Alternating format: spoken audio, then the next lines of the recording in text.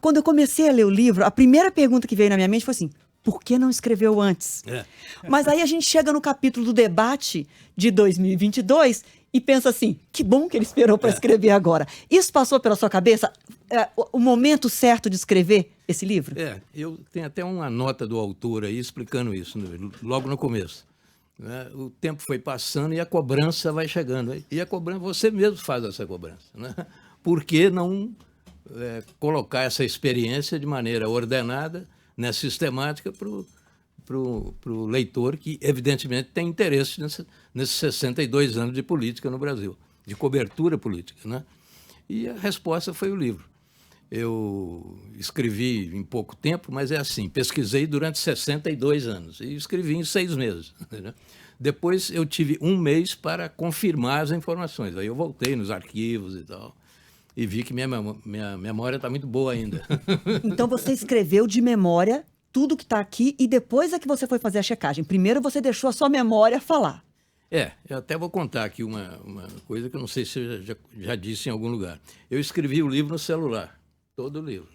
Muito bom. São 68 capítulos, cada sentada eu escrevia um capítulo, que era uma espécie de roteiro do que seria depois. Né? Aí eu ia trabalhando naquele capítulo, escrito, digamos assim, uma espécie de copião, assim, e ia conferindo as informações. Eu, de fato, acrescentei muita coisa, é claro, porque eu, por exemplo, o comício do dia 13 do Jango, eu estava lá cobrindo. 13 de maio de 13 64. de maio de 64. Foi o momento em que ficou configurado que o golpe aconteceria. Não havia mais dúvida depois daquele momento. Foi a gota d'água. Gota d'água. E eu senti aquilo, eu era muito novo, imaturo completamente, mas eu era um foca muito ousado, muito, sabe? Eu tentei entrevistar o Jango, eu gritei lá: presidente, o senhor sabe que estão tentando derrubar o senhor?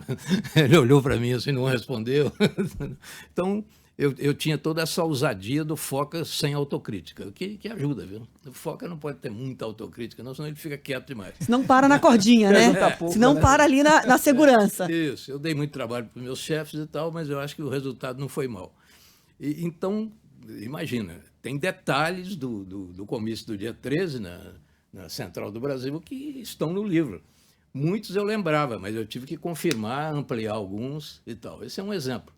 Mas eu assisti uma palestra golpista do Carlos Lacerda em 62, está no livro. Foi muito importante, porque ali ele falou coisas que mais tarde eu fui conferir na vida política dele e do país e as coisas de alguma maneira encaixavam. Então tem muito isso, quer dizer, tem desde os primeiros movimentos da política brasileira, a partir de 62, que eu testemunhei, porque tudo aqui eu testemunhei, tudo. Né? Fiz 2 ou 3 incursões em pesquisa histórica, 2 ou 3, o resto é tudo que eu vi.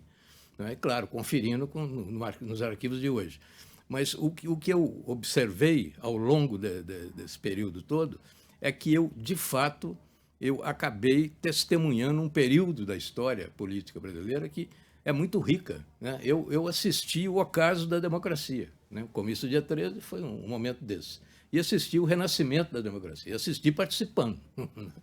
Então, tudo isso vai dando um conteúdo ao livro que eu acho que é relevante. Um caldo muito bom, né, Mitre? Da primeira à última página tem informação, e muito variado.